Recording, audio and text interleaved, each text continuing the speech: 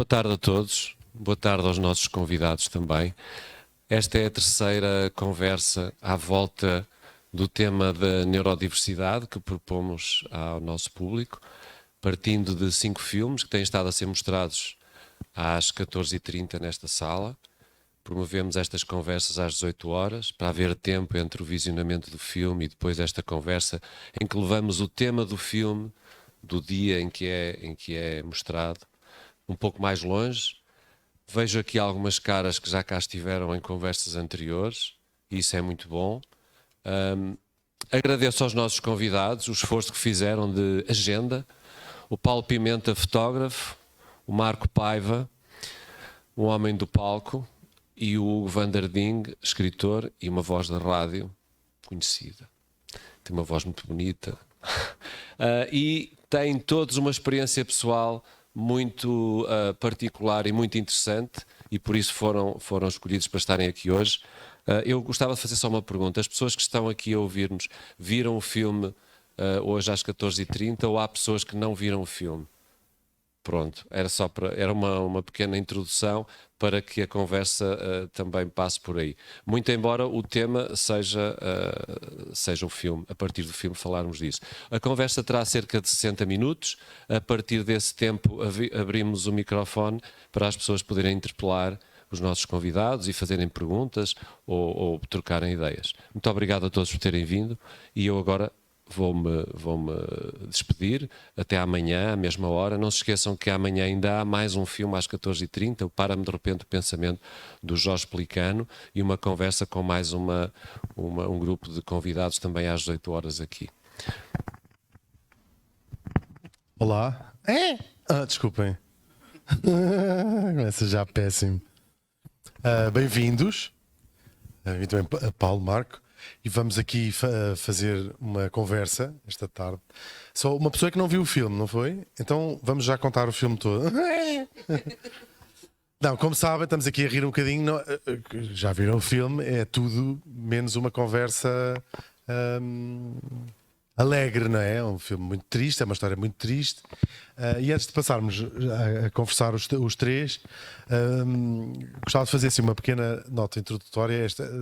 O filme baseia-se na história verídica da Isadora Duncan, talvez uma das pessoas mais não queria usar aqueles, eu só sei usar awesome, não tenho mais adjetivos e é um bocadinho redutor, mas é uma das mulheres mais inovadoras,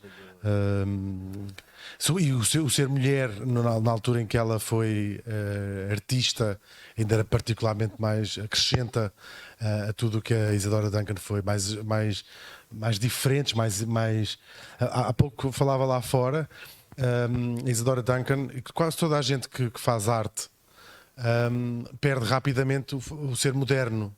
É esse precursor para sempre, não é? Quando se rasga o cânon do que se faz, mas dificilmente se consegue continuar a ser moderno.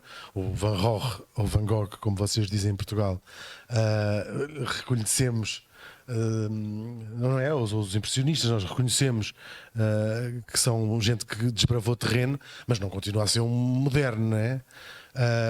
E a Isadora Duncan sobrevive bem, como todos os clássicos, sobrevive bem esse teste. Se calhar se tivesse aqui alguém da dança poderia disputar um bocadinho isto, porque faz parte da própria criação artística estar em constante negação de tudo o que está para trás, mas como figura ela é incontornável, é uma mulher incrível, que depois, esta observação, antes de passar já a palavra, em relação a este filme, esta é uma história. A história da vida da Isadora Duncan é incrível.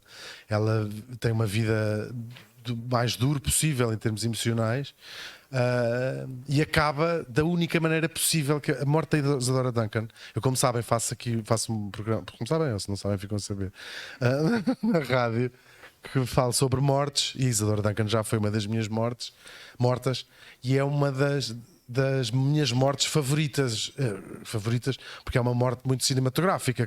Ela morreu, como também penso que sabem, asfixiada pelo May Sharp, que se prendeu nas rodas do seu próprio MG. Pá, é muito melhor que morrer de cancro do pâncreas, não é? No hospital. Se pudéssemos escolher, é verdade. Aliás, isto é válido para quase tudo. Eu, às vezes, quando viajo de avião, eu penso, se cair, que não me apetece nada. De certeza, quando eu tiver 90 anos e tivesse uma doença chatíssima no hospital, pensar, porque eu não morri a ir para Abu Dhabi. Abu Dhabi. Perco-me. Portanto, ela teve a morte certa para ela, para uma figura como ela.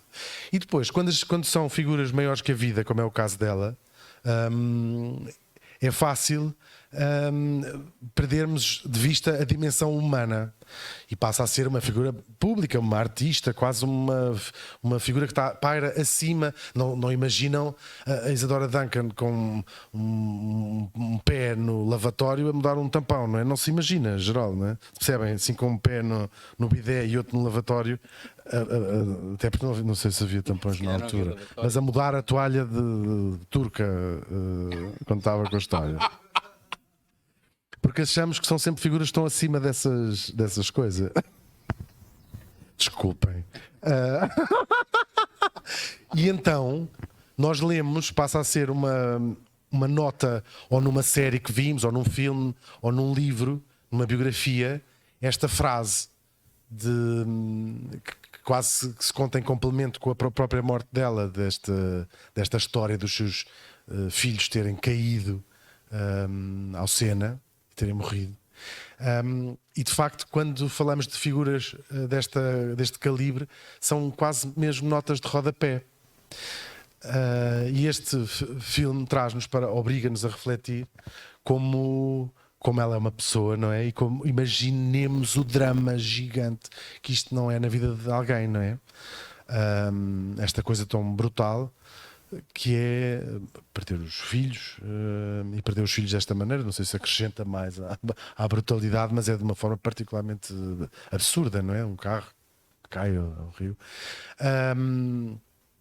E isso é uma coisa muito humaniza muito esta figura e depois vai mudar a vida, com certeza, e até a maneira dela ver o mundo e a arte. E portanto chega-nos a morte dos filhos da Isadora Duncan, toca-nos também e faz parte do nosso legado coletivo. E isso é interessante, com tudo o que ela fez depois disso, e nem que seja estarmos aqui à tarde. Portanto, devemos isso aos travões do... Perceberam? Alguém tinha de dizer isto. Vou agora passar a palavra. Isto é só uma introdução. Marco. E gostava de começar por perguntar exatamente que filme é que tu viste, porque isto é um filme tão... experiência tão pessoal e ao perguntar que filme é que tu viste, peço também que digas um bocadinho porque é que pensas, David, para amor de Deus, não faz sentido nenhum. Em que qualidade é que estás aqui, para além da qualidade humana, que é imensa? Então, boa tarde a todos e a todas, obrigado pelo convite. Foi-me difícil não ver o filme sem fazer uma ligação quase direta também um pouco ao meu caminho. Não porque tenha vivido uma história com a dimensão trágica que o filme apresenta, mas porque reconheci no filme dois eixos que se ligam muito com aquilo que é o meu trabalho, de alguma maneira. O primeiro eixo é a questão da dimensão humana e de como falavas sobre a questão da humanização, não é? O desgosto, a tragédia, a felicidade, o amor rasga-nos a todos enquanto humanidade, não deixa ninguém de lado. E essa transversalidade do sentir e das relações é algo que está muito presente no trabalho que eu faço. E depois outra dimensão do filme que de certa maneira acompanha muito daquilo que é o meu percurso, que é a ideia de tempo. E é um conceito que está muito presente no filme de maneiras muito distintas. Para enquadrar um pouco, o meu trabalho desde o ano 2000 tem sido trabalhar na área das artes performativas, nomeadamente no teatro, com artistas com e sem deficiência e surdos. Eu chego a este trabalho um pouco por acaso, mas quando começo a fazer, ele aprofunda-se essencialmente por um lado questionar a própria linguagem do teatro, aquilo que me tinha sido dito historicamente, que era aquela linguagem eu não a reconhecia na minha prática. Um exemplo simples, não é? Quando eu cheguei à Escola Superior de Teatro e Cinema, os artistas com deficiência intelectual com quem eu tinha trabalhado naquela altura já há 6 anos não existiam naquela escola, não iam ver espetáculos, não estavam nos cafés. E de certa maneira esse questionamento sobre até que ponto é que esta linguagem do teatro, sempre aclamada como o lugar da liberdade, na verdade não é assim tão livre e muito menos espalha ao mundo, está longe disso. Portanto, esta dimensão que o próprio filme tem e que a determinada altura são as palavras da Isadora que o definem, quando ela diz a minha dança sempre existiu em mim há milhões de anos, é o desgosto que motiva o aparecimento do movimento. E eu, de certa maneira, o meu percurso tem sido pensar como é que estes lugares de criação não são lugares de criação transversais para a totalidade do mundo, por um lado. Por outro lado, esta relação com o tempo enquanto lugar que deveria ser de mais qualidade e não é. E que o filme tem isso. O filme não liga muito ao tempo normativo do cinema, isso é muito interessante. E depois cada uma daquelas 3 mulheres despende tempo sobre si mesma e sobre o que está à sua volta para tentar construir aquele objeto de dança. Então eu acho que estes 2 eixos, a questão da transversalidade das relações humanas, que não se distingue ou que existe independentemente da nossa condição, e esta relação com o tempo, tocaram-me de forma mais profunda. E fiquei no final do filme a pensar onde é que estão ali os limites da dança enquanto linguagem. O que é isso da dança, não é? No caso, e a Isadora é precursora também nisso, de quando nos apresenta a dança não só como um exercício técnico, mas como um movimento que anda sempre à procura de si mesmo. E é engraçado como isto fica espelhado naquelas 3 mulheres, no trabalho daquelas 3 mulheres, e de certa maneira adensa esta necessidade de repensar também a linguagem da dança. Depois, outra questão que me ficou do filme,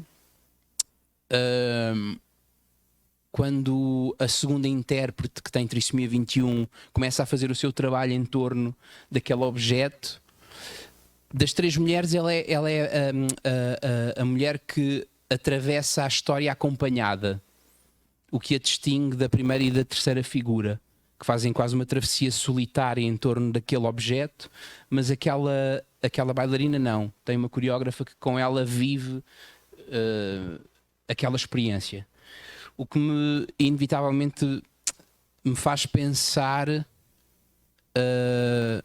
por um lado, porque é que aquela segunda intérprete faz esta travessia acompanhada e as outras 2 não o fazem. E de que maneira é que esta característica do filme naquele momento se espelha um bocadinho naquilo que é a realidade, por exemplo, de uma pessoa com deficiência intelectual na sociedade, no dia a dia, não é? E acho que assim, para arranque, o que é que tu achas? Eu achei ótimo. E agora vou. Não acharam ótimo? Eu achei mesmo ótimo. Perceberam alguma coisa? Já perceberam alguma coisa do filme, para começar? Não, claro. Bom, estou a brincar. Paulo, vamos outra vez. Obrigado, Marco. Paulo, vou fazer-te a mesma pergunta. Que filme é que tu viste? E onde é que isso se liga com o que estás aqui a fazer? Olá, boa tarde. Desde já, muito obrigado também por estar aqui e ter sido convidado.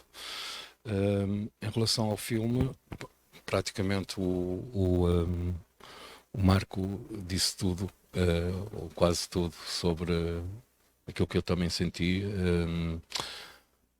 naquelas 3 mulheres e naquelas 3 histórias.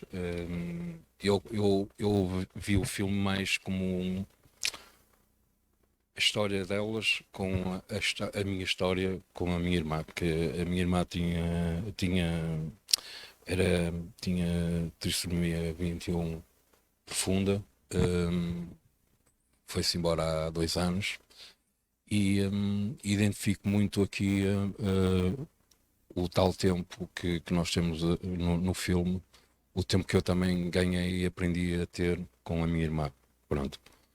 Ahm, Durante 13 anos tive a oportunidade de ter uma pessoa ao meu lado que me ensinou a viver e a sentir o tempo tal como ele é, o normal, sem estar a pensar em tempo, mas a dar tempo ao tempo. E isso vi no filme, senti isso no filme. E há partes mesmo muito idênticas às que eu tinha com a Luísa, que eram partes fantásticas. Estou a lembrar-me da, da, da praia, por exemplo. Nós tínhamos essa coisa de irmos passear muito para a praia e havia o silêncio. Esse filme, as três histórias, também é muito baseado no silêncio, né? É no movimento, mas ao mesmo tempo é no silêncio. Eu, por exemplo, a minha vida é em termos de silêncio, tenho pouco. Na altura tenho pouco porque pronto, é aquela coisa da adrenalina, sou fotojornalista, passo muito tempo em muito barulho, não é? E também procuro, que é uma forma de andar cá, não é? A fotografar e a procurar esses cenários mais barulhentos, que às vezes, e principalmente agora, dão-me bastante mal com o silêncio, não é? Porque aprendi o silêncio com a Luísa durante estes 13 anos últimos, a estarmos em silêncio e bem, e em paz, conseguia desligar da terra e conseguíamos estar. Havia aquela coisa mesmo de cumplicidade, bastava um olhar, um sorriso, um toque. Que era, que era, eram momentos mesmo únicos e mágicos. E há aqui uma parte na dança que é a cena do adeus, ou isto tem a ver com a perda, não é? E a perda para mim ainda está muito viva, não é? E ainda estou a lidar muito mal com isso, mas estas pessoas, principalmente como a minha irmã, eu achava fantástico a comunicação que ela tinha comigo e mesmo não falando, não é? Era uma coisa mágica. E então havia sítios onde eu ia com ela e ela despedia-se sempre para o além, não é? Ela estava sempre a despedir-se de alguém. Eu acredito nisso também e muitas vezes agora continuo a fazer os mesmos percursos e muitas vezes viver a memória desses percursos com ela. E ela sempre despedia-se a dizer o adeus, não é? E o filme também me traz essa memória, a memória da minha irmã, assim, que faz parte, e a saudade, não é? Porque aqui, e a maneira como nós temos que lidar com uma perda tão forte, não é? Para agora tem sido um caos, mas o caos tem também ensinado que, através daquilo que eu fazia também com ela, era fotografia e fotografava muito, e ela, por vezes, achava piada e aceitava. Outras vezes era a minha irmã mais velha que mandava em mim e eu tinha que respeitar, e era fantástico. Pronto, e o filme traz-me essas memórias muito fortes, que é o tempo, o silêncio, o deixarmos estar também e estarmos a viver e a sentir e a criar. Neste caso eu também tenho essa necessidade. Eu passo muito tempo à procura de fazer fotografia e só para dar um exemplo e para passar já a palavra a outro. Eu, por exemplo, quando perdi a minha irmã, foi na pandemia, e é sempre aquela pergunta, é o porquê. Ainda continua com essa coisa do o porquê, que foi a minha irmã, não é? No meio no meio de 50 pessoas onde ela estava, foi a única, não é? Foi logo no início do Covid. E só para ter uma ideia, que durante 3 meses tive constantemente de manhã à noite a trabalhar e só parei um dia, esses 3 meses, foi no dia do funeral da minha irmã. Que foi a maneira de eu conseguir lidar com a perda. Lidar naquele momento, porque para mais estava tudo em casa, eu passei a maior parte do confinamento sempre na rua, noite e dia, noite e dia, noite e dia, e pronto, e é só para dar esse exemplo do silêncio, porque na altura da perda, na cidade também cheguei a ter essa coisa do silêncio na cidade durante o dia. Foi uma coisa única também, na altura da pandemia, e tive essa oportunidade de andar sempre a fotografar, mesmo no silêncio do dia da cidade, que agora estamos outra vez com o caos total. Mas o filme traz mesmo essa coisa que é o tempo e o silêncio, que é muito forte. E depois a dança, que eu também estou ligado, adoro as artes de palco, principalmente dança, adoro aqui o Marco, foi com ele também que eu aprendi nestes últimos anos, também tenho participado muito nos projetos com ele, conheci aqui na Abel, também havia assim esta coisa das pessoas com trissomia e eu comparava sempre à minha irmã e havia sempre aquela coisa de perguntarem por a Luísa, ainda agora perguntam e eu tenho que dizer que sempre que está tudo bem e pronto, e são estas coisas que ficam e este filme de facto é um filme para mim que me marcou-me, já hoje foi a 3ª vez que o vi e ainda bem que o vi. Pronto. É isso. Obrigado, Paulo, por teres partilhado isso tudo que tens estado a dizer. E gostava, saltando um bocadinho a ordem, como é que tu vês, tu acabaste de dizer que é um assunto, a parte da dor que ainda não está resolvido. Não sei se resolvida é uma coisa que é a palavra certa, apesar de ser a que tu usaste. Não sei se o caminho será resolver. Isto é uma mensagem pessoal que digo, se calhar não é esse o objetivo final, resolver.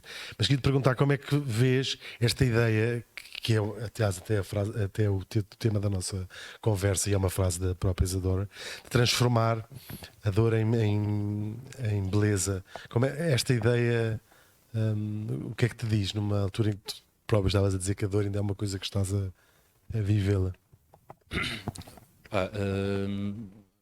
O tornar a dor numa beleza, ou as coisas que eu tenho feito mais é isso que eu faço, que é todos os dias sou quase um obsessivo em estar sempre a fotografar. Os meus tempos calmos são muitas vezes aproveitar ao máximo as minhas idas ao mar, fotografar o mar, tempestades, chuvas e essas coisas todas, porque é a altura que eu continuo a viver de facto as alegrias que tinha com a Luísa, pronto. E isso para mim é o equilíbrio que eu arranjo. Não é aceitar, porque eu ainda não aceitei. Ainda não me convenci, ainda não estou naquela fase, pronto, perdi a minha irmã, é uma negação que eu continuo a ter, por isso é que tenho necessidade de ir aos sítios, estar constantemente a fotografar, não só por a perda da Luísa, porque faz parte mesmo da minha natureza andar sempre a fotografar, mas às vezes procuro não só o lado da beleza na criação, mas muitas vezes procuro o lado mais negro, pronto, porque é a forma que eu vejo a perda da Luísa, não é? Portanto, aqui no filme vemos o contrário, eu muitas vezes procuro o lado mais negro, pronto, e tenho aquela necessidade de estar à procura de ir para o escuro, não é? Estar nesse patamar, não é? Mas é essa a minha forma pronto, de estar cá e de fazer sentido e sentir-me bem, pronto, com esta saudade, com esta tristeza. É a minha maneira de eu continuar a lutar por aquilo que aconteceu. E é aquela coisa, o porquê tinha de ser a Luísa, e logo no início da pandemia, e pronto, depois é tudo, não é? É isso. É engraçado que o filme, quando tu dizes o sair para o lado negro, as três histórias têm paletas de cor diferentes. Isso também é interessante, não é? Se na primeira história há aquela abertura daquele espaço, sim, branco e quase hospitalar, de alguma maneira, de um estúdio de dança, na verdade o filme vai escurecendo, vai se tornando cada vez mais encerrado na sua luz, não é? E na sua luz não é só na dimensão estética, mas é na própria narrativa. De repente entramos no estúdio de dança, que é um pouco mais escuro, que é uma sala de teatro, até aquela coisa quase íntima e interior da cena final, que é na casa daquela mulher, e onde tudo é tão interior, não é? E não deixa... Até o próprio percurso que ela faz é mesmo... É um bocado os meus cenários também, que é um bocado o lidar com a noite, o sol, a solidão, o caminhar, e aí também temos o tempo, não é? A passar. E a questão da dor e da transformação da dor em beleza, não há um conceito estético para a beleza dessa dor, não é? Ela de repente pode existir porque a exteriorizamos a partir de um grande festim e estarmos completamente quase assumirmos vejo sempre esta ideia de que a dor tanto pode ser exteriorizada a partir de um momento íntimo, como acontece no final do filme, ou como de repente estarmos todos numa festa a rir o mais alto que conseguirmos, não é? Ou seja, não há um padrão estético de belo para a ideia de dor. Isso também é interessante e cada um vive-a da sua forma. Eu acho que isso também é o que torna o filme ainda mais particular, não é? A dor enquanto conceito atravessa-nos de facto a todos enquanto humanidade, quer dizer, é inevitável em algum momento passarmos por lá, mas vamos passar de formas distintas. E eu acho que aquilo que me parece bonito é como é que se cria um espaço social coletivo onde pode existir esse direito a, neste caso, exorcizar e viver a dor da forma particular que cada uma das identidades assim o quer fazer, não é? É engraçado porque isso faz, acho que uma das outras reflexões que fiz com o filme, mas faço em geral, é essa ideia de a dor é uma coisa, entre outras, comum a toda a gente. Toda a gente vai passar por uma dor. Só que isso não a banaliza. E nós, aliás, conseguimos ter empatia pela dor uns dos outros, ainda que sejam geralmente até os motivos são quase sempre os mesmos, não é? Perdemos alguém que nos é querido, rasgámos o bilhete do Euro Milhões. Não foi com uma senhora que aconteceu isso? Coitadinha. É quase tão triste como perder um animal de estimação. Não, estou a brincar um bocadinho. Só que isso não é engraçado. A dor é uma coisa pessoal e intransmissível.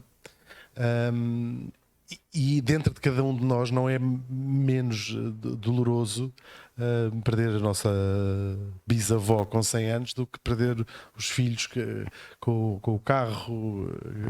Podemos mascará-la, podemos fingir que é menos, não é? Podemos racionalizar a perda e a dor, mas a intensidade pode ser igual, ela não está dependente de nada exterior.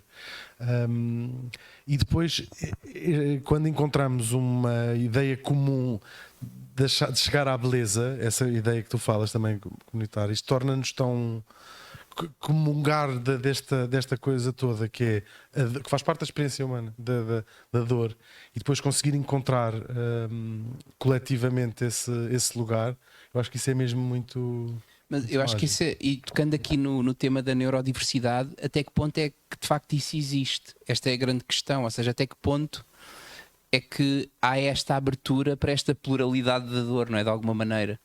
Lembrei-me muito de outro filme enquanto víamos este, e acho que também falei com o Paulinho sobre isso. Um filme chamado O Oitavo Dia, Louis Temjour, que o filme é de um realizador belga que eu não me recordo do nome, e é dos anos 90. E a personagem principal é um homem com trissomia 21 que decide fugir da instituição onde vive para tentar encontrar a mãe, que lhe disseram que o abandonou. O filme é muito bonito. Spoiler, ele não encontra a mãe. Ele é alérgico a chocolates, e então quando ele descobre que o grande objetivo dele de encontrar a mãe não se vai concretizar, ele come imensos chocolates e vai para o topo de um edifício até ter a convulsão e morrer. Ou seja, ele prepara o suicídio dele a partir de um prazer que é o de comer chocolates, mas que na verdade lhe dá afeta a saúde dele. Esse filme tem muitas coisas particulares interessantes. Uma delas é até que ponto é que é permitido morrer assim, a partir de um prazer. Até que ponto é que a sociedade vê essa decisão do suicídio a partir do prazer viável. O cinema tem outros exemplos, como o Le Grand Buffet também é isso. Eu durante muito tempo dizia que gostava de morrer assim, que era ir para uma casa com amigos, comer, beber até. Ou seja, até que ponto é que eu posso fazer essa escolha de eu quero viver a minha dor desta forma. E depois há outra característica neste filme dos anos 90, que de certa maneira está muito presente também nesta segunda personagem que o filme de hoje nos mostra, que é a particularidade, a atenção que é dada à observação por parte da bailarina com trissomia 21, e que no filme do belga o filme começa com um plano como se fosse a visão daquele ator a observar um jardim. Então ele vai aos detalhes. E é muito interessante que nesta segunda bailarina há muitos momentos onde focamos, onde é filmado a atenção e a disponibilidade dela para observar o detalhe do que está a acontecer, a capacidade de escuta do que está à volta dela. Mas até que ponto é que socialmente há este lugar de respeito deste tempo específico, desta vontade específica? E esse é o grande desafio quando falamos de neurodiversidade, que é um mundo imenso, mas a própria sociedade nos encerra numa ideia normativa de existência que nos nega até a própria decisão de como é que eu quero viver a minha dor. E isso de certa maneira é angustiante, não é? Sim, eu acho que essa ideia do tempo dos outros, temos como sociedade, não é? Eu acho que individualmente somos todos incríveis. O pior é quando nos juntamos. Mas, é verdade, acho mesmo. Mas isso é um reflexo, sei lá, e vê-se na neurodiversidade que se vê em tudo, não é? Os artigos na internet, os artigos das revistas e dos jornais, e não estou a falar ou seja, aquilo que se chama de referência, tem o tempo que leva a ler. Este artigo leva 5 minutos a ler, ou 3, que é para as pessoas saberem que não. Porque se for 7 já não lê, não é? Não vale a pena ler. E portanto nós respeitamos muito pouco esse tempo. E quanto mais diferente, isto é um exemplo da nossa ligação com o tempo, e quanto mais diferente for o tempo em que alguém se exprima, até basta, não é preciso, podemos falar do tempo em que se exprime, é uma pessoa que fala mais devagar. Na rádio, por exemplo, claro, eu faço rádio na Antena 3, é uma rádio que paga pelos vossos próprios impostos, e permite experimentar uma data de coisas, permite experimentar ter uma rubrica de alguém que fala mais devagar, se quiser, não é? Não precisa estar aos gritos, aquilo não precisa demorar 2 minutos, não precisa demorar 5. Portanto, é um lugar muito especial. Mas até isso, às vezes somos confrontados com essa própria ideia de as pessoas mudam de estação, as pessoas não têm pachorra. E de facto temos muito, nesse aspecto, temos muito estamos a uma velocidade diferente, não é? E a dor, curiosamente, tem essa pessoal, não é? Tem essa vantagem. É quase como se pôr um pau um pau de madeira como é que se chama aquelas coisas que as crianças andam? Num carrossel, não é? Tá! Se a Terra parasse de repente, morríamos todos, sabiam isso? A Terra não parece, mas está a andar a uma velocidade gigantesca. Nós é que não reparamos porque estamos no universo. Mas se a Terra parasse de repente, morríamos. Lembrei-me. Se fosse agora, era indiferente o que estamos a dizer. Mas basta parar assim. E não estava a fazer Não dá para fazer mais nada. E a dor às vezes faz isso, trava o carro, não é? É muito comum as pessoas, quando passam um trauma, falarem exatamente disso, de ver o tempo, de não saberem se aquilo se passou 30 segundos, se passou meia hora. E eu acho que isso é interessante, esse lugar também de parar o tempo. Agora. E como é que tu vês desculpa, e como é que tu vês essa paragem do tempo ligado com a questão da criação artística ou dos objetos artísticos? Ou seja, que lugar é que tem o tempo nesse lugar de criação? Eu posso falar pela minha experiência. É o meu tempo. No meu caso, levei o meu tempo a fazer as minhas coisas. Eu hoje faço aquilo que gosto. Mas tenho a noção, quando olho para trás, comecei tarde a fazer as coisas que eu gosto, porque eu tenho 46 anos, parece mais novo, mas tenho 46 anos, e posso dizer que faço mais ou menos aquilo que faço, escrever, fazer rádio, desenho, essas coisas todas, mais ou menos há 10, 11 anos. Portanto, comecei com 30 e tal, não é muito comum. As pessoas já começam a fazer as suas, sobretudo em entidades até mais artísticas, aos 20 anos começam a fazer as coisas. De facto, há ali uma fatia de 20 anos da minha vida onde estive a fazer outras coisas dentro da minha própria cabeça. Precisava desse tempo para chegar onde estás hoje. Ou seja, sim, claro. Foi alimentando esse. Sim, não sabia bem, não é? Mas sim, tá, é engraçado. Tirando a neurodiversidade tem muitos matizes, não é? E portanto eu posso falar do meu lugar, que é sempre um lugar, eu preciso mesmo sempre dizer isto, um lugar privilegiado de uma série de circunstâncias. Há condições mais debilitantes do que outras, mas o que causa sobretudo sofrimento e desadequação é a reação, é o que está fora das pessoas, tirando momentos onde negros interiormente, não é? Ou condições que sejam mais debilitantes, o que nos causa o grande sofrimento que é causado às pessoas neurodivergentes é o facto do mundo não estar disponível para as acolher, seja no tempo em que elas demoram a exprimir-se, a deslocar-se, a acordar, a dormir, as horas, tudo à volta. Nós temos uma sociedade que tenta, desde que somos crianças, tenta-nos padronizar, tenta-nos transformar em mais ou menos todos iguais, não é? Eu tenho estado a fazer a apresentação do meu livro, O Lixo, do lixo em vários sítios, e estava a fazer, desculpa, estou a ficar com dor de cabeça. O que é que querem? São neurodivergentes? Deve ser de ser neurodivergente. E há uns pais que me levam um miúdo que tem pai 7 anos e dizem-me assim: queríamos que falasse com o nosso filho, porque a professora ou o professor de desenho ralha-lhe porque ele pinta fora das linhas. Então nós trouxemos-lo aqui para você falar com ele e dizer que não há mal nenhum em pintar fora das linhas. Eu acho isto incrível, não é? Mas é mesmo, é super sweet. Claro que eu disse ao miúdo: não, pinta sempre fora das linhas.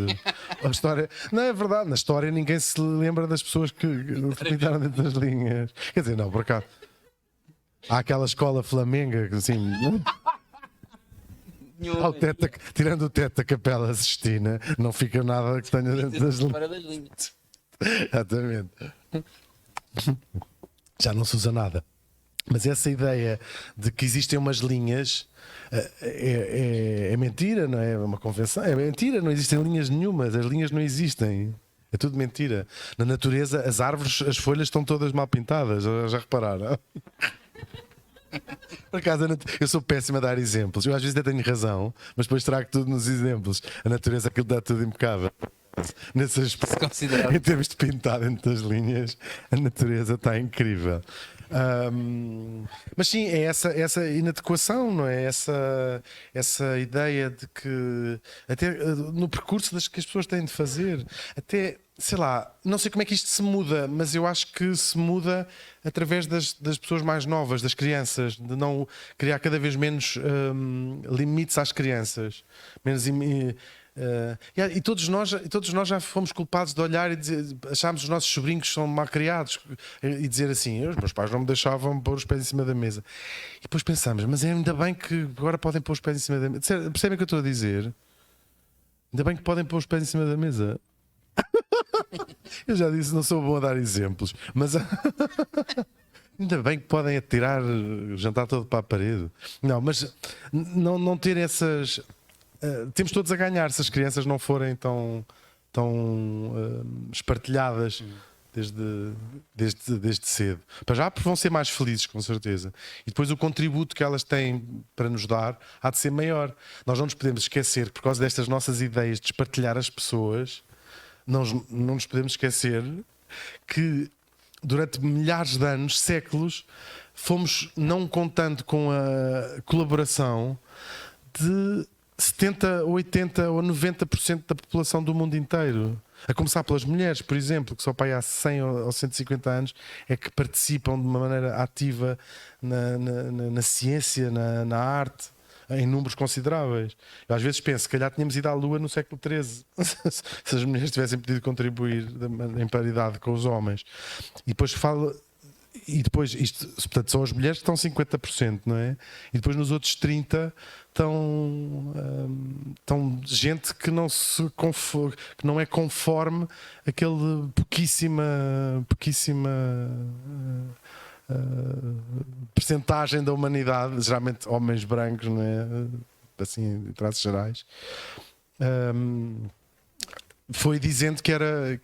Estou a fazer sentido, é que estou a ficar mesmo. Acho que se calhar vou morrer. Estou a ficar mesmo com umas dores de cabeça gigantes. Descanse. Mas está a fazer sentido o que eu estou a dizer? Nós há pouco... Estranho. Na minha cabeça. Vou Não desmaiar. Então. Há pouco falávamos sobre no momento onde todas estas questões da neurodiversidade, da diversidade, da acessibilidade estão tão discutidas, não é? E nós cada vez temos mais conhecimento sobre todas estas temáticas, mas na verdade é isso. Mas como é que se muda, não é? Tendo nós consciência de que muita coisa mudou, naturalmente. Mas o que é que ainda é preciso fazer para se discutir a fundo algo que é tão estrutural como mudar a noção de tempo, não é? A noção da nossa relação com o tempo e das relações sociais com o tempo. Falava com a Joana no final da sessão. Este é daqueles filmes quando tu sais, tens vontade de ter assim 10 minutos para te manter no mood do filme e depois voltar à rua lá fora, não é? Mas até que ponto é que isso é possível fazer no dia a dia, não é? No cotidiano? Porque ainda assim a arte acaba por ser um lugar privilegiado de um determinado tempo de qualidade, não é? Quando tu lês um livro ou vês um filme ou te sentas a ver um quadro, ainda há este privilégio de poder ser um lugar de qualidade, de estar. Mas como é que tu transferes isso lá para fora? Porque na verdade é essa falta de disponibilidade para aquilo que não sou eu no espelho que nos está a faltar para conseguir entender esta ideia da neurodiversidade, não é? Do acesso. Quando qualquer coisa não é a minha cópia, eu defendo-me, não colaboro na construção com aquilo que está à minha frente. E isto tem vindo a tornar moroso este processo de entender o outro. E ao mesmo tempo é profundamente estúpido, não é? Porque, quer dizer, as relações humanas são milenares e nós ainda não conseguimos relacionar-nos com o outro que não sou eu ao espelho. E as sociedades têm sido construídas em cima deste lugar egocêntrico do eu. E é o que tu dizes, não é? Há tanta gente que foi ficando de fora esse exemplo de podíamos ter chegado à Lua se calhar no século III, é mesmo verdade. Só que perdemos tanto tempo a replicar um modelo, um canon, não é? Que nos esquecemos que o mundo é muito maior. É um bocadinho aquela ideia de que a arte que supostamente é pregoada historicamente como o lugar da liberdade e onde o mundo cabe, não é nada disso. Quer dizer, só um tipo muito naif é que considera que a arte é o lugar do mundo. Mas qual mundo? Então, e se calhar era porrer aqui abrir a porta para o lado de lá, como é que isto se resolve, não é? Como é que se resolve esta melhor qualidade da relação com o que está à minha volta? Sim, eu acho que é importante. Não sei, eu acho que é importante dar voz às pessoas, não é? Essas tais pessoas que não têm tido voz. No fundo, somos nós todos, não é? É um bocadinho aquela história de pensarmos de que lado da vedação de Versailles é que estavam. E portanto, eu acho que é sempre bom acordar de manhã e pensar nisso. Mesmo quando olhamos assim, aquela ordinária, como ela me falou aquela ordinária, pensou, íamos estar se calhar ombro a ombro a atirar pedras à carruagem onde estava a Maria Antonieta. Portanto, respeito pelaquela ordinária. Ou se calhar não. Saberemos.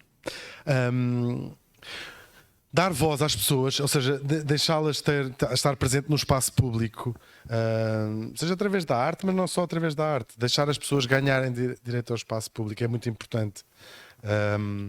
E é uma coisa que não é. Parece-nos óbvia, porque estamos todos aqui, não é? Mas não. Há muitas pessoas aqui nas nossas cidades, que olham para o sítio, por exemplo, onde nós estamos e que passam a pensar, isto não é um sítio onde eu pudesse entrar, por exemplo. Isso acontece mesmo. Só se estivermos desatentos é que achamos que isso se calhar só acontece na Índia, uma coisa qualquer. Mas acontece nas nossas próprias cidades. Isso aí podemos fazer, abrir o espaço público às pessoas, de modo a que elas sintam que é um lugar onde pertencem também, não é abrir o espaço. Agora é de borda ir ao museu, não é por aí, não é? Eu lembro-me, fiquei muito impressionado. Há uns anos atrás, o Teatro Nacional tinha uma coisa de porta aberta que era levar o Teatro Nacional Dona Maria II, que era levar as pessoas do bairro. É um bairro muito pequeno, é o coração de Lisboa, não é? É uma freguesia muito pequena. Não mora quase ninguém, mas imagina, 150 pessoas naqueles prédios do Rossio. E era levar pessoas daquela freguesia ao Teatro Nacional. E aquilo, uma das pessoas que estava a apresentar o programa era uma senhora de 90 anos que morava em frente ao Teatro Nacional, nunca lá tinha entrado. E viveu ali 90 anos, nasceu ali, viveu ali a vida toda. E ela dizia, de facto, isso que eu acabei de dizer. Tipo, pensei, não é um sítio para mim, é tudo em mármore e cristais, não é um sítio para eu entrar. Isto é uma boa maneira de dar um pontapé na porta, não haver sítios onde haja alguém que acha que não é o seu sítio de entrar. São espaços públicos, não é? Os espaços privados, acho bem. Para a casa das pessoas, acho que como está bom. Assim. Mas isso acho que é um bom começo, sim. Para toda a gente, para nós que estamos aqui, que já cá estamos dentro, se quiseres, e para quem está ainda de fora, acho que parece-me bem. Eu acho que se calhar passávamos um bocadinho a bola para esse lado. Se tem alguma questão, alguma reflexão que queiram fazer, se estão com vontade de jantar. Alguém tem um Benuron? Alguém tem um Benuron?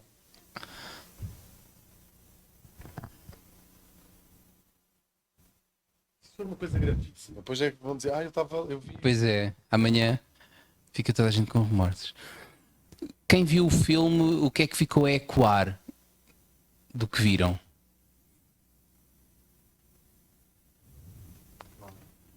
Eu vou aí.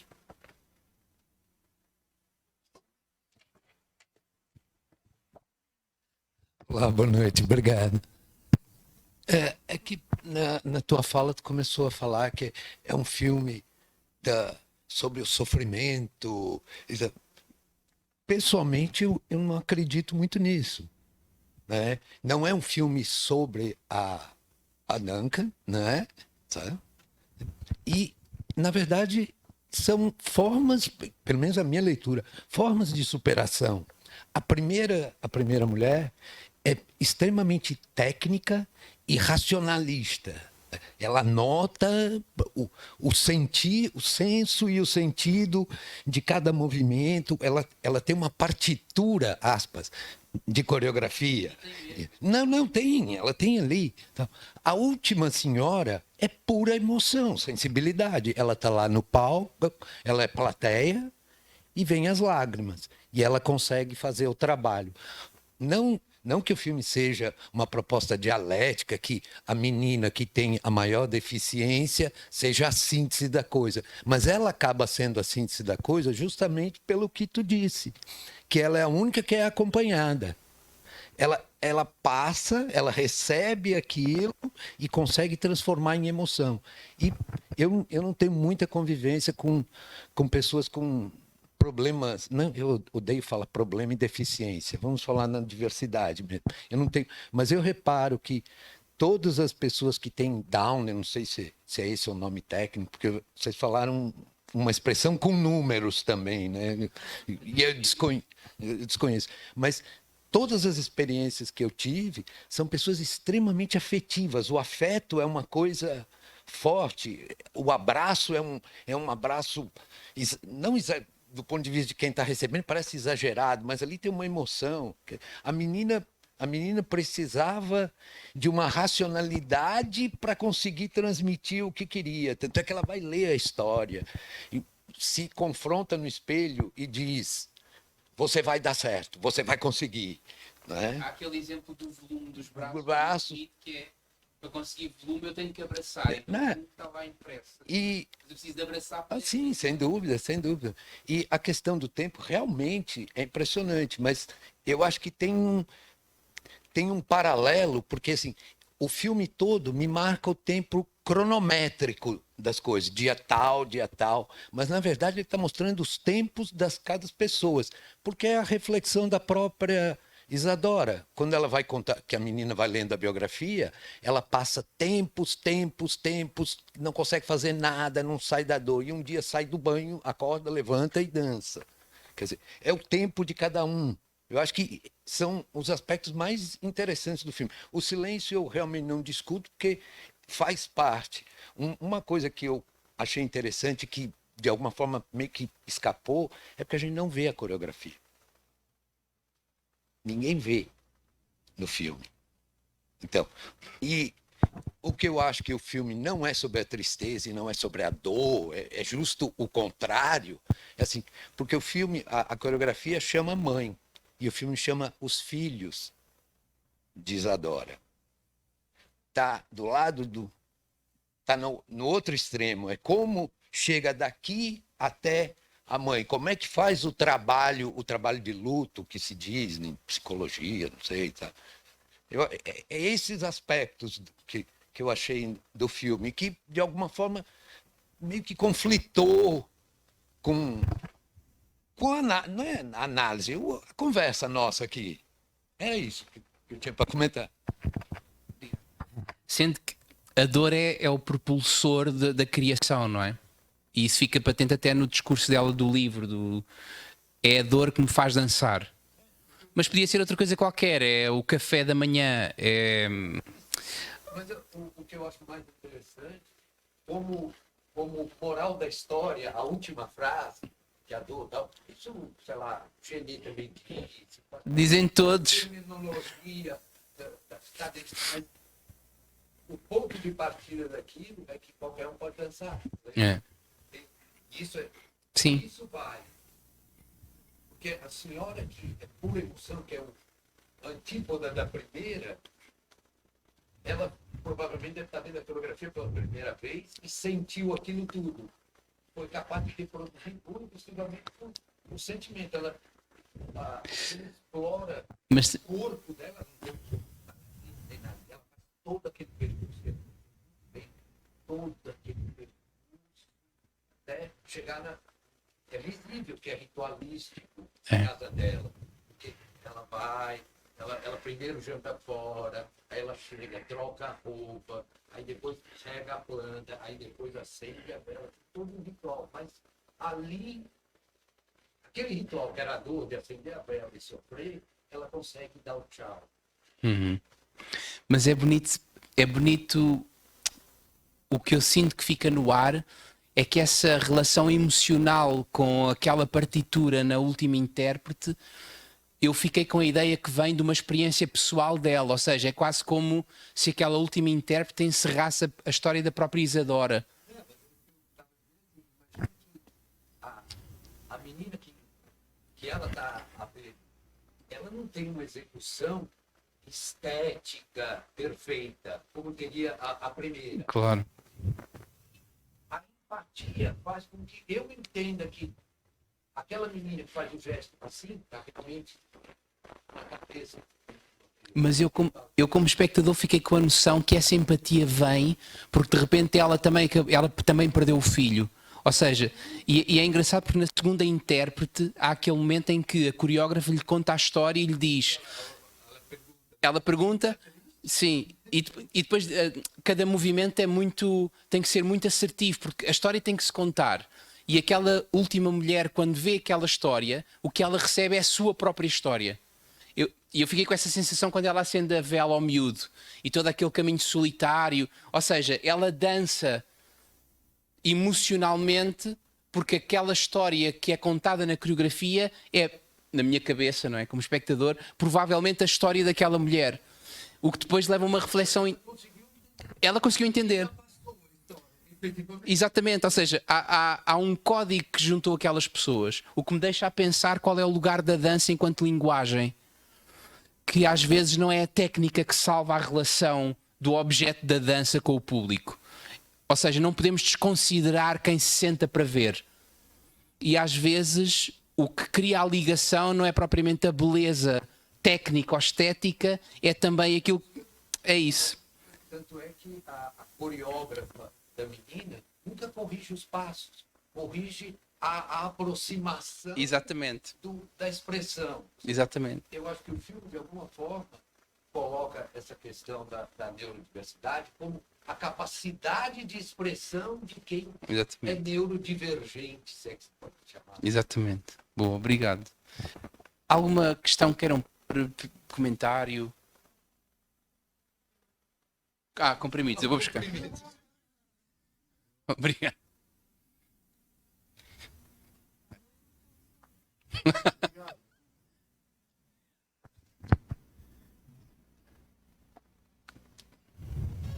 Sim.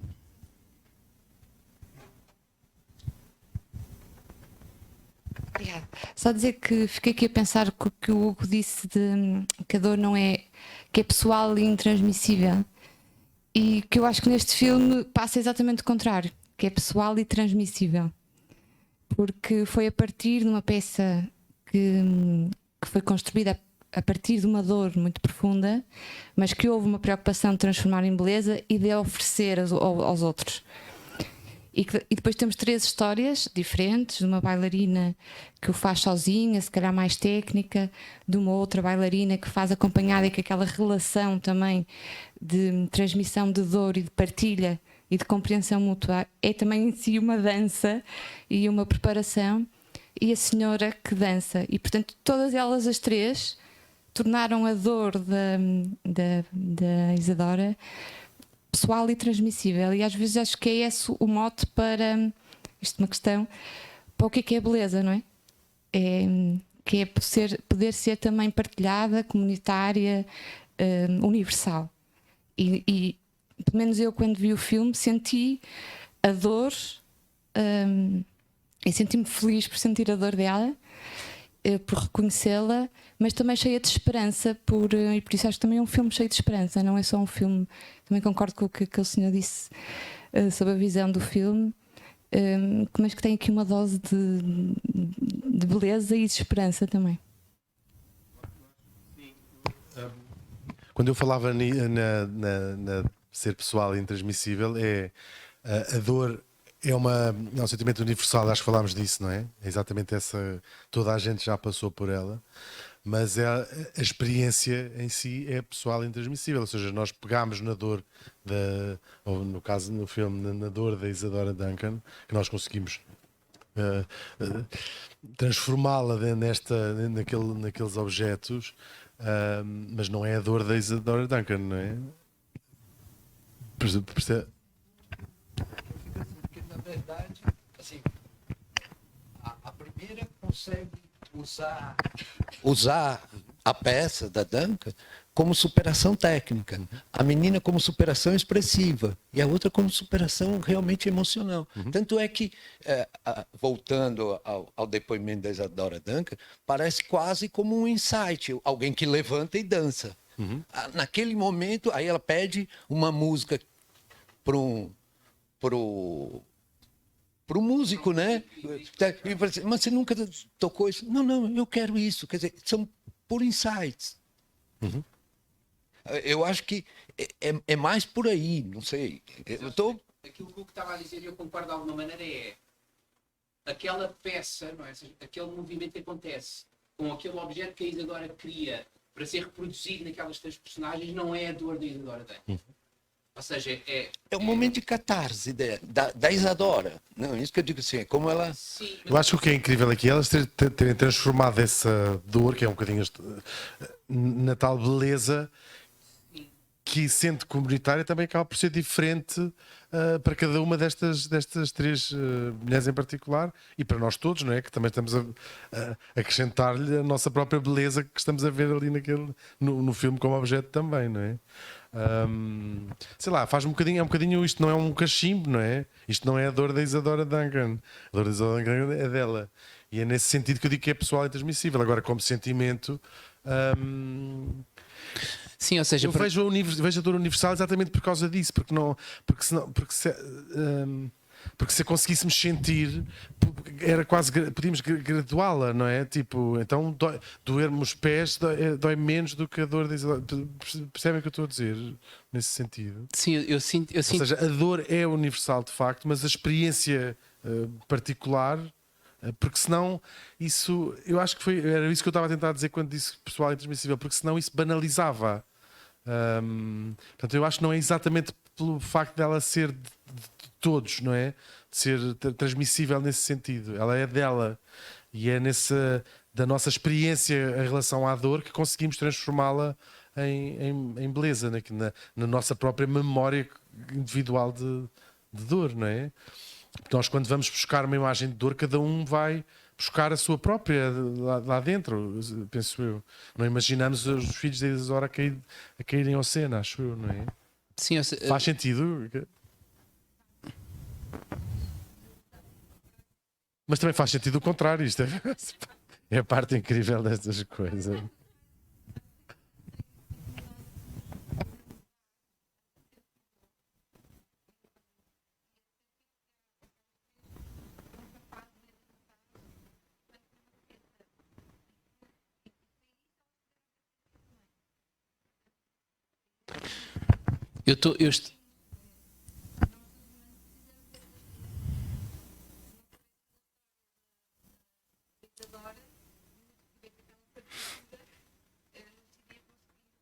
Mas eu acho que é a dor enquanto conceito maior, não é? Não é a dor da Isadora. Acho que são duas coisas.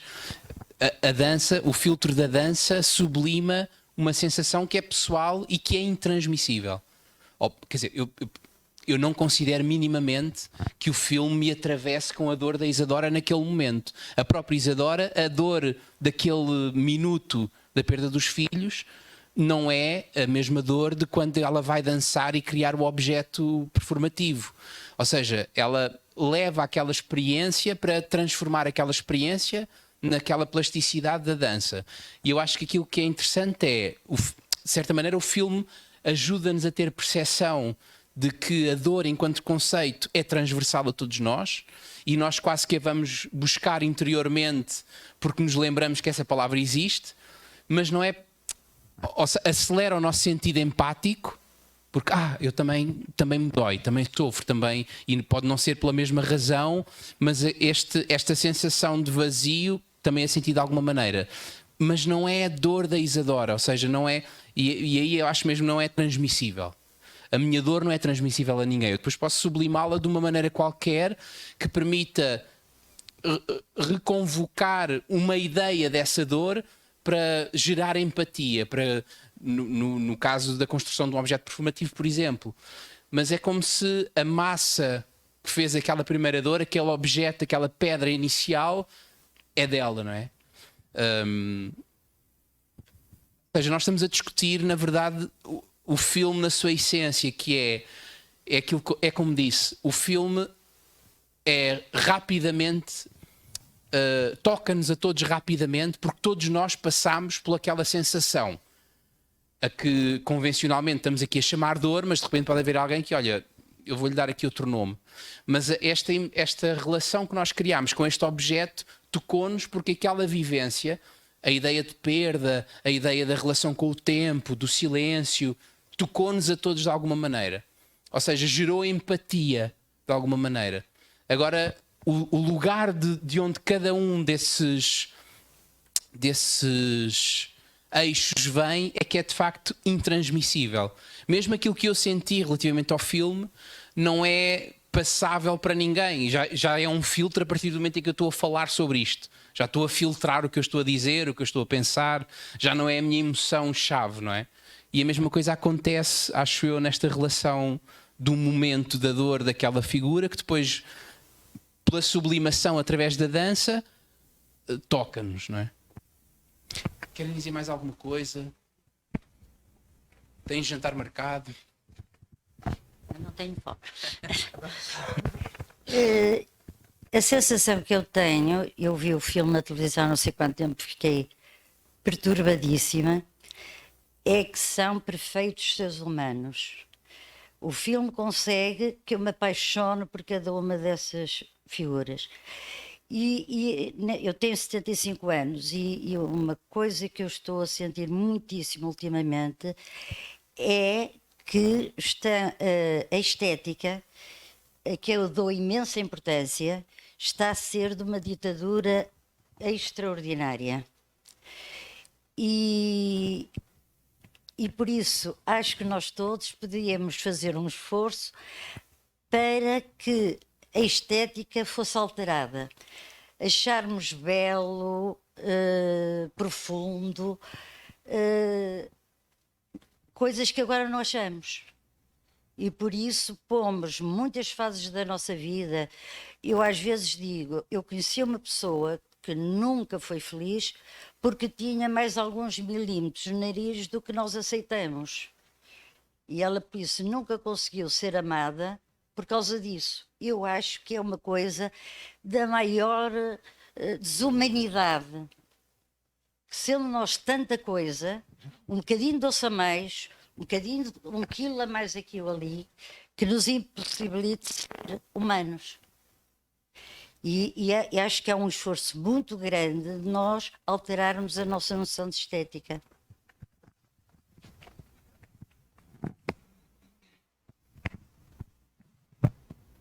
Alô, Mónica. Obrigado, foi muito incrível esse seu testemunho, obrigado. Incrível. E é um bocadinho, falando um bocadinho, acho que liga bem com aquilo que nós falámos. Se o espaço público houver pessoas cada vez com o nariz maior a ocupar o espaço público, essa sua amiga pensava assim, olha sim senhor. Mas é um bocadinho por aí, ou seja, usando essa figura, não é?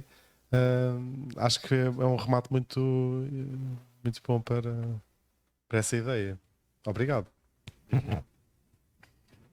Eu não sei se tem mais alguma pergunta. Se calhar podia.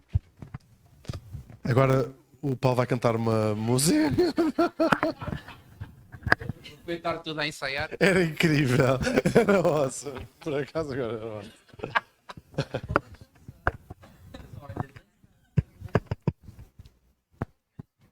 Obrigado, acho que foi. Muito obrigado. É isso que eu. E foi fantástico estar aqui, partilhar convosco. E pronto, até. E é isso. Muito obrigado. Obrigado.